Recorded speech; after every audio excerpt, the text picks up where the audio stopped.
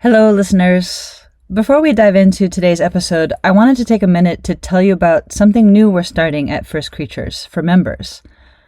Members are people who have signed up for recurring monthly donations of $5 or more, and their support is what makes this podcast possible, period.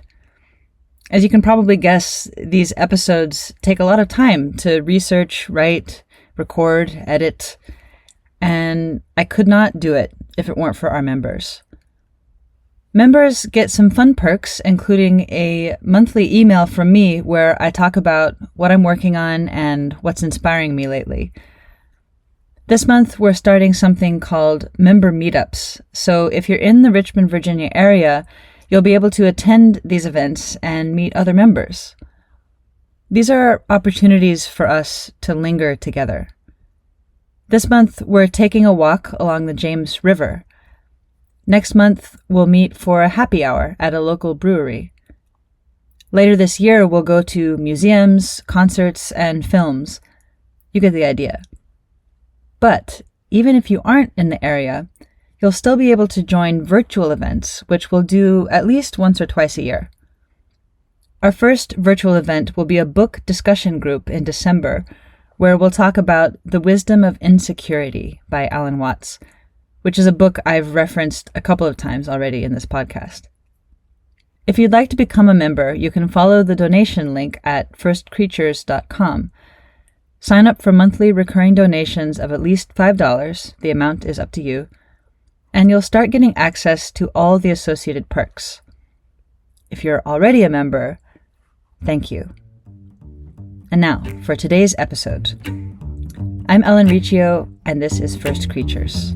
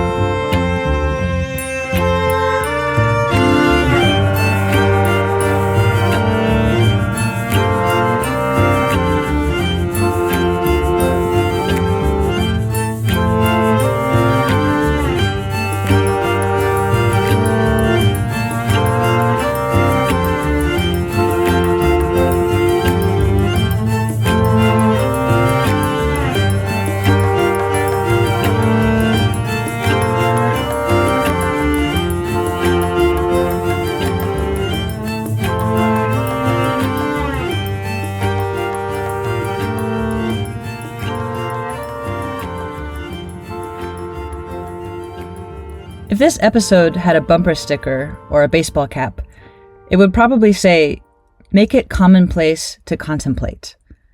Because that's sort of what I'm arguing for here. I would love to see contemplation become as widespread and unweird as meditation has become in our culture. Meditating seems like something anybody can do, regardless of their religious or spiritual background, or lack thereof. It doesn't demand that you adopt a certain lifestyle or set of beliefs. You can just do it, wherever and whoever you are. And everybody seems to agree that it's a generally good thing to do, and that it will almost certainly make your life better, perhaps even make the world better. Contemplation, on the other hand, still sounds a bit extra. It seems esoteric, like something only certain people can do. We see contemplation as belonging to very religious, or very smart, or very disciplined, or very artistic people. It also sounds kind of old-fashioned, like something people used to do in ancient Greece, or during the Middle Ages. Of course, those people did, or do, contemplate, but I'd like to push back on the notion that contemplation belongs only to them. I would like us to consider the possibility that it belongs to all of us, like a birthright. You wouldn't know it to look at us, of course. Generally speaking, we are a busy bunch of creatures. Whether it's because we're trying to make money, to increase our power or longevity, or to make progress, to make the world a better place. But what is it all for, ultimately? Why make more money? Why live longer? Why make the world better? These are questions that great thinkers throughout history have been grappling with. Aristotle thought that the contemplative life was the highest form of human life, and also the happiest. He argued that contemplation and the happiness found therein was the only true end in life, the only thing that wasn't a means to something else. In other words, it's what we should all be aiming for as individuals. It's something we should be striving towards and prioritizing, not something to ignore and leave for somebody else. I also want us to consider that making sure everybody is able to contemplate should perhaps be the aim of all of our collective political efforts as well. Does that sound crazy to you? You might be saying, aren't there a lot more important things we should be dealing with? Like, I don't know, making sure everyone has enough food to eat? Well, yes, that's a lot more urgent, and it's a serious problem, one of many.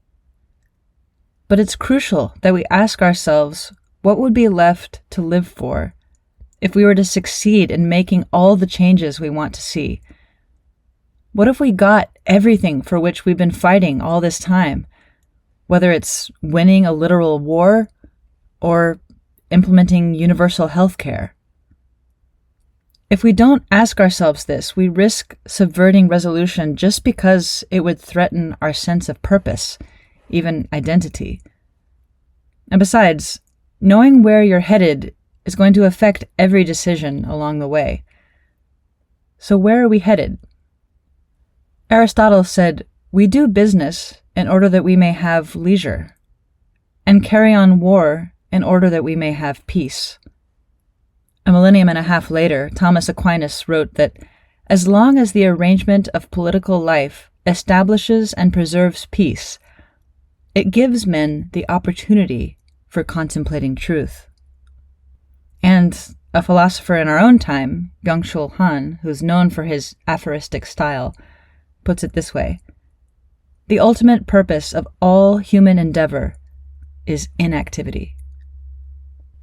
Now, I don't expect you, after that 1-minute survey of Western philosophy, to swallow this idea hook, line, and sinker that all of our individual and collective efforts should be aimed, ultimately, at making sure every man, woman, and child on the planet, including ourselves, is able to contemplate. But I think it is worth entertaining this notion, if only for the reason that these three notable minds, all living at very different times in history, have reached this same conclusion, even if they did share a common lineage. I think it's worth considering now, especially, at a time when we are rapidly outsourcing more and more of our brain functions to machines we've built, as if doing so will liberate us to go find happiness elsewhere.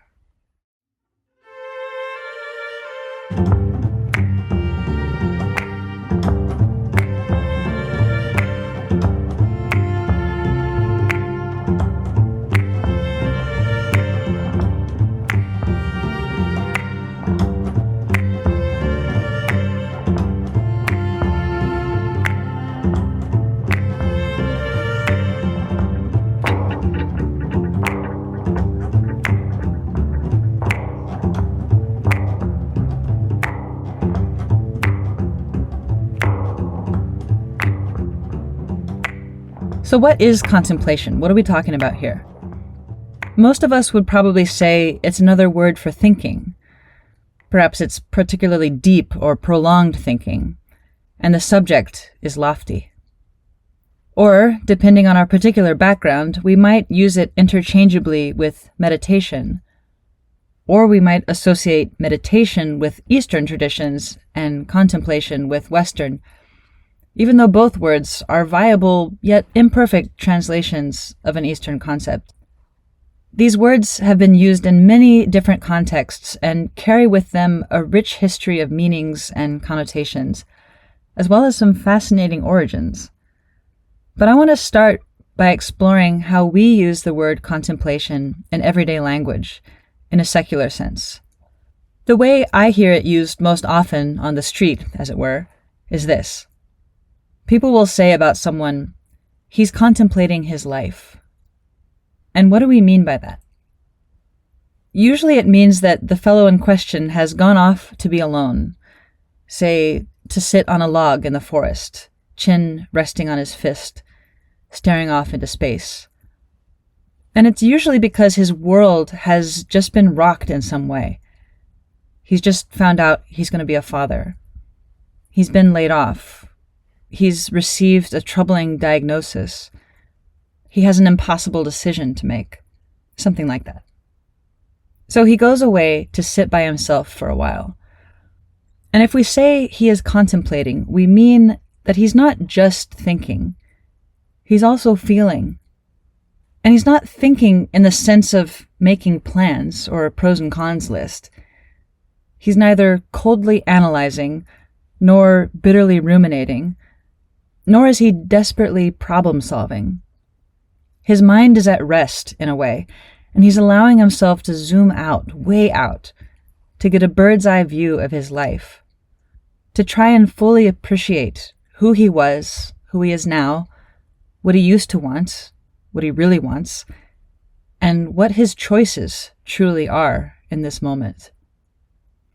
He's reflecting on the decisions and serendipities and misfortunes that have brought him to this point. Memories and dreams blend together.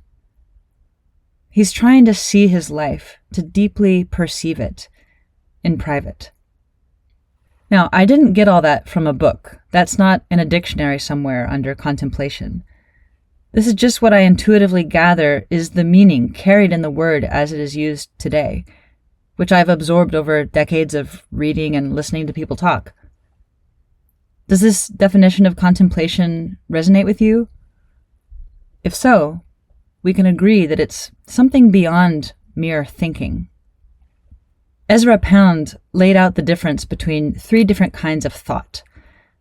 Cogitation, which is a kind of deep reflection, meditation, and contemplation.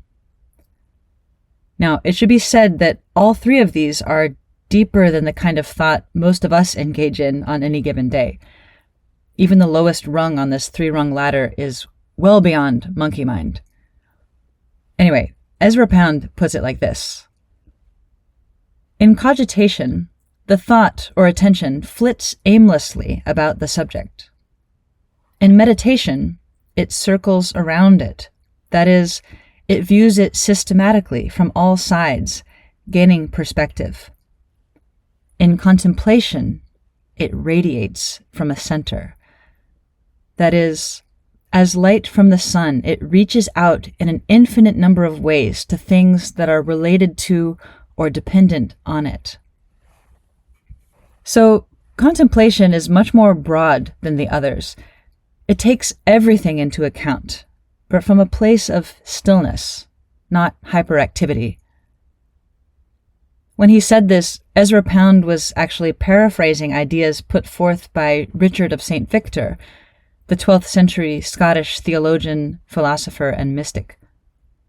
Richard of St. Victor believed that the mind's functions or abilities could be divided into 3 main categories: sensory perception and sensory imagination, rational thought, and intuition, and that all 3 of these categories are involved in contemplation. He then divided contemplation into 6 levels. Level 1, sensory experience. This is purely aesthetic, like when you appreciate the beauty of nature. Level 2, sensory experience combined with reasoning. This is when you consider the implications of said beauty, marveling at the complexity, wondering where it might have come from and why it exists at all. Level 3 involves reasoning guided by the imagination. This is where you start to see metaphors in the natural world that relate to your own inner experience. Level 4, reasoning alone, where you're struck by the beauty and pleasing harmony found in ideas. Level 5, insight that could be confirmed by logic. Level 6, insight that contradicts or goes beyond logic. I don't know about you, but I don't think I've ever reached level 6 before, and I might be flattering myself thinking I've reached level 5 or even 4. But Richard of St. Victor wasn't suggesting that one ought to progress through all the levels in order, with the 6th level being the ultimate destination. In fact, he said that the mind tends to move between all 6 of these levels during contemplation, like a kestrel that hovers at varying heights, gliding in circles, spiraling, and sometimes swooping down to the ground. That imagery of a falcon floating in the air gives you an idea of the kind of freedom that can be found in contemplation and the feeling of happiness it can bring. It also gives you an idea of the kind of effort that is required. It's not a muscular effort. It's a sensitivity. In contemplation, you're not actively navigating your way through the labyrinth of your mind. You're not heroically trying to bring about a revelation. It has much more to do with the effort involved in patient listening. You know how when someone is talking to you and you've already figured out where they're going with something, and you just stop listening at some point? I mean, you're kind of listening, but you're not really, because you already know. Well, we do the same thing to ourselves, or, if you will, the universe. We start to listen, whether it's through prayer or meditation or contemplation, or just by getting quiet and noticing the world around us. And after a little while, we start to hear a faint whisper, the beginnings of an insight or a revelation, perhaps, and we immediately latch onto it, presuming it to be the treasure we'd hoped to find, the answer we were desperate to receive, because we are so attached to the idea that we must get something out of this, that our efforts must be rewarded somehow. We're so eager to have something to show for it. Contemplation is an exercise in letting go of all that. It's a practice of deep listening, learning to coast effortlessly like a kestrel between sensory experience, imagination, reason, insight, and back again, resisting the urge to act. This is difficult for us because we're quite taken with the idea of progress, collectively and individually. We're always building or improving or maxing. I think this is why contemplation is not more popular. In its truest form, it doesn't get you anywhere. I love how Martin Heidegger, the German philosopher, puts it. He said that action leads a person forward, but reflection leads them back to where human beings always already are.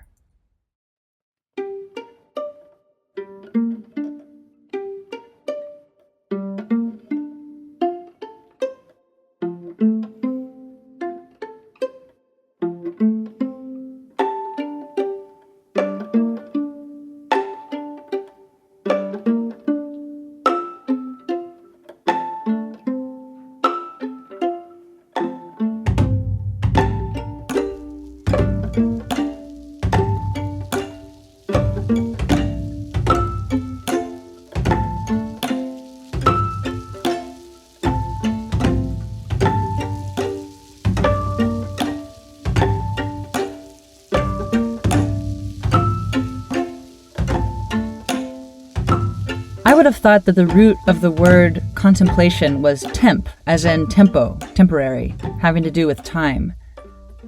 The root is Latin, but it's not tempus, it's templum, which is also where we get temple. But a templum wasn't the permanent structure that we think of when we think of a Roman temple.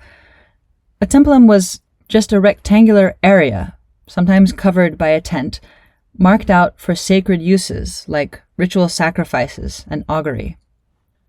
Augury was the Roman practice of observing the behavior of birds and divining some meaning from it. It was a way of receiving omens which would guide important decisions. Watching birds from the templum was called taking the auspices, and the interpretation of the signs could be favorable or unfavorable, auspicious or inauspicious. The person watching the birds and interpreting the signs was called the augur. The augur would undergo an hours-long preparation period, which included bathing and putting on clean clothes. He would then rise from bed at midnight to go and sit under the stars, observing their positions and recalling the relevant lore of the seasons, winds, and weather, as these would all need to be taken into consideration when reading the signs. He used these observations to select the location and positioning of the templum, which would be set on a hill with an unobstructed view of the horizon. In addition to marking out a rectangular piece of earth, he would also mark out an imaginary rectangle in the sky, within which to observe the birds. When taking the auspices, the most important precondition was silentium, and it had to be sustained throughout the rite. Silentium is often translated as silence, but it's not silence in the sense of the absence of sound. A better translation might be awed solemnity. The augur was to maintain a subdued demeanor, a special composure, a strong focus that remained unbroken even when a potentially distracting noise occurred. To ensure silentium, someone would shout out an order for everyone in the area who had no business being there to depart post haste. Then several attendants would be stationed outside the templum to guard against any would-be intruders on the proceedings. There were even flute players there to essentially create white noise that would drown out distant voices, but that still allowed bird calls to cut through. The augur, for his part, would wrap some of his robe around his head to cover his ears and perch on a solid seat that wouldn't make any creaking sounds. Why am I telling you all of this? Well, I suppose if you are so inclined, you could try to replicate this experience, but that's not why I'm telling you. I just want you to imagine what state of mind you would be in if you and everyone around you went to so much trouble, all so that you could look. If you'd cleansed yourself and observed the stars and reflected on everything your culture had taught you about nature, about seasons, you can imagine how in touch you would be with your own intuition. I think this is such an important element in contemplation, one that gets overlooked if we simply equate it with thinking. I like what Friedrich Schleiermacher, the German theologian, said about contemplation, which he thought was the very essence of religion. He said, "It is neither thinking nor acting, but intuition and feeling. It will regard the universe as it is. It is reverent attention and submission, in childlike passivity, to be stirred and filled by the universe." So intuition is key to contemplation, but there's something else we can learn from the origins of the word. Contemplation, or contemplatio really, is the Latin translation of the Greek theoria, literally meaning to view, to gaze, to witness. But Plato and Aristotle used this word to mean the deep study of the highest truths, and that's the meaning that was translated as contemplatio. The traditional meaning of the word theoria, however, pre-Plato and Aristotle, referred to the civic institution and cultural practice of sending sacred ambassadors and messengers, known as theoroi, to attend and observe special games and festivals in other city-states, or to consult oracles, or to give offerings at famous shrines. Whatever it was, it meant traveling far from home, taking a journey or pilgrimage to see something significant, to learn something about the world, to confront something foreign or other, and eventually to come back and share your discoveries with your community. So In both senses of the word, theoria meant seeing, whether through visual or mental perception. Again, I'm not suggesting that you literally need to travel far from home in order to contemplate, but I think there's still a trace of this original meaning in the word, in the concept, as it has come down to us. To contemplate, you need to leave the comfort, or at least familiarity, of your usual thoughts. You must suspend them temporarily and venture forth into the unknown, into the strange, into a larger truth. After all, there's only so much you can see from inside your house.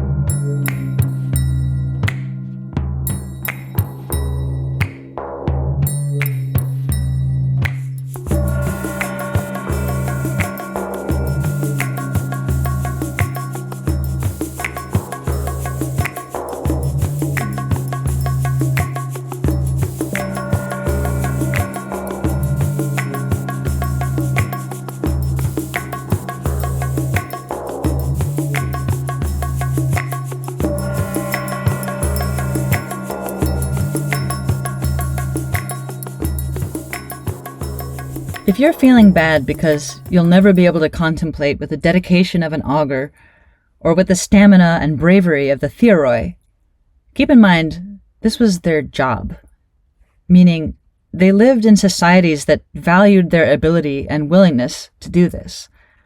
I mean, the theoroi were state-sponsored, and the augur had an entourage, for crying out loud. You may have considerably less support for engaging in such a seemingly fruitless activity, so maybe you can't start today, but you can recognize its value, and that could end up having a profound impact on your life down the road, as well as on those around you. But if you'd like to start today, far be it from me to tell you you can't. Of course, if you're a very religious person, you no doubt already have a lot of knowledge on this subject, and perhaps even a regular practice of contemplation. Maybe you have a sacred text that you keep coming back to. Prayer can be very contemplative, provided you spend a good portion of it listening, not just asking for things.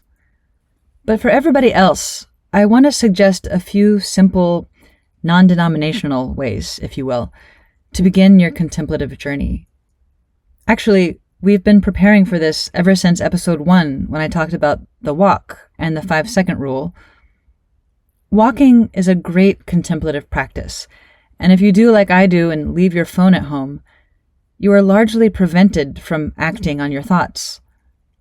The physical distance between you and technology acts as a buffer. For an especially contemplative experience, try walking through a cemetery. Another idea builds on something I talked about in episode 6.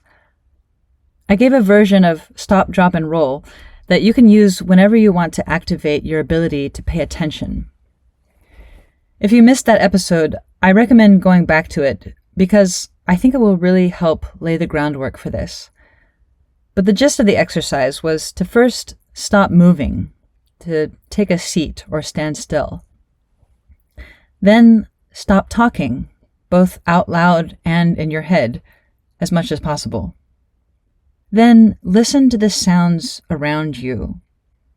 The birds, the traffic, the voices, whatever it is, just listen to all of it. Then mentally stretch toward what you hear. Contemplation is what happens when you remain in that mental state for a long period of time, allowing thoughts to form gradually, like clouds. Another way to think about beginning to contemplate is to just assume the position. Maybe you're still a little hazy on what exactly the mind is supposed to be doing, but you can definitely picture what contemplation looks like, right? You can find a rock to sit on, perhaps with an impressive vista. Or if you must be indoors, maybe you can find a place to lie down where you can look up at the sky through a window at the passing clouds. That's it? Just look at the sky? Yes, and here's why. The Greek playwright Menander wrote that the happiest man is the one who, after happily viewing these impressive phenomena, the sun, which is there for all, the stars, the rain, the clouds, and the lightning, soon returns to the place from which he came. Whether you live to be 100 or have a short life, you will never see these things change, and you will never see anything more impressive. I think it's significant that the hypothetical happy man returns to the place from which he came.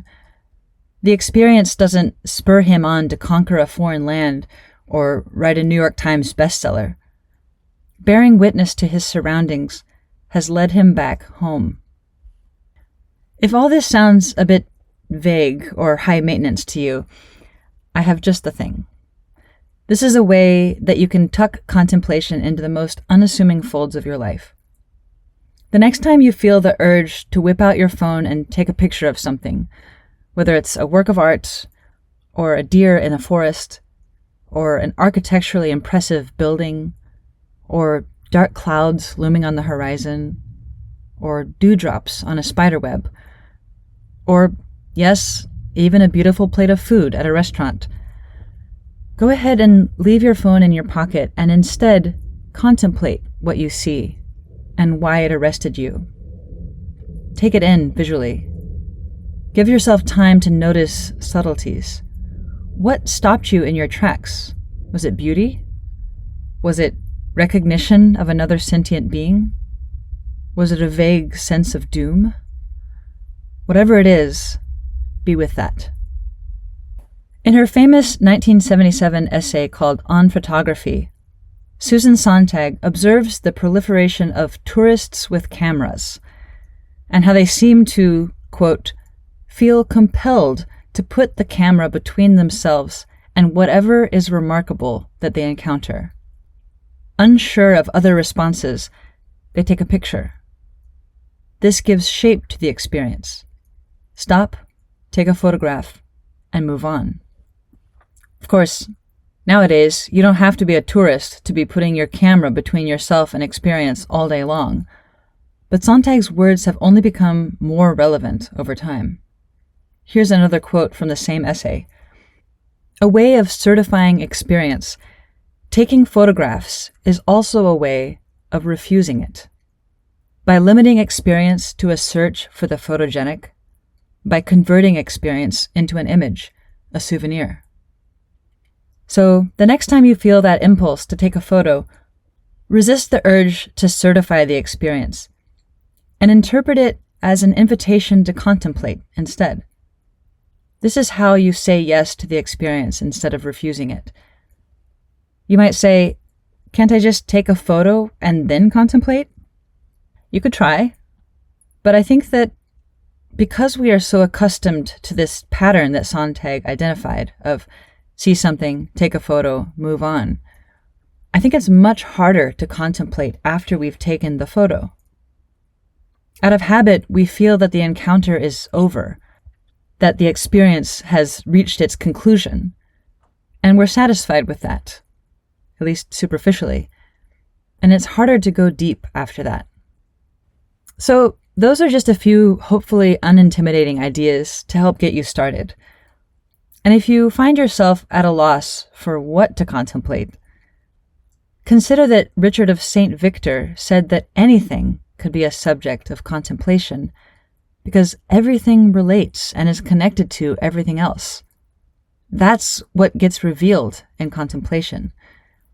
Sorry for the spoiler.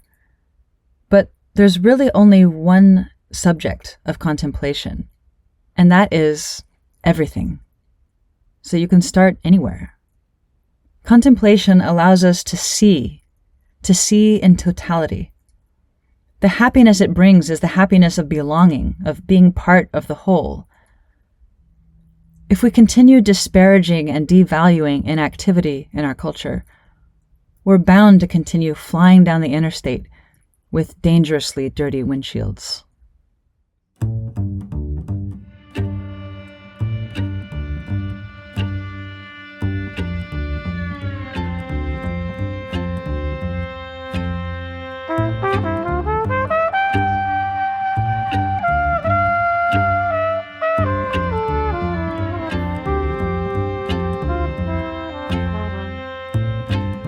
Support for First Creatures comes from our members.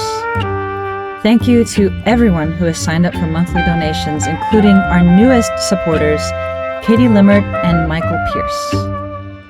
To learn more about First Creatures and to find out how you can support the podcast, visit firstcreatures.com. Thanks for listening.